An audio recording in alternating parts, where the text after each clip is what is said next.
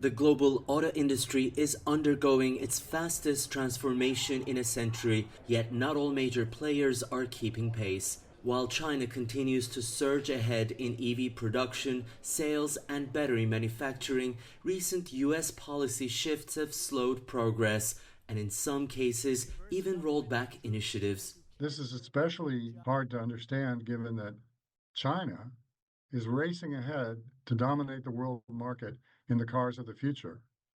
And the Trump EPA is pushing us back to the cars of the past. That won't do our car industry any good. And all it does, as I said, is enrich oil and gas companies at consumers' expense.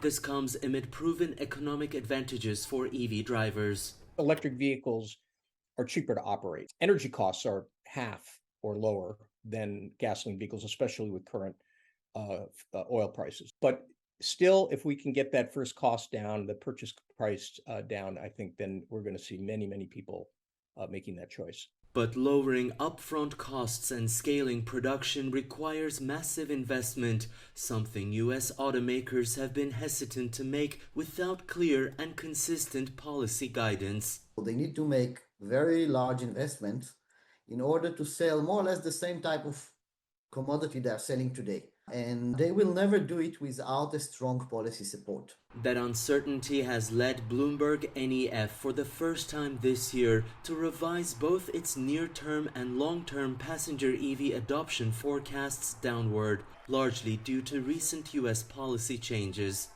I think the entire industry is still committed to full electrification, but they're just pushing the timelines out further into the future, slowing their investments as they try to figure out what's going on in the US. That's why many US automakers that once announced aggressive EV timelines are now delaying factory plans, pushing back model launches, and slowing capital spending. Meanwhile, China continues to scale from batteries to critical minerals to global exports, giving its automakers cost advantages the US industry has yet to match.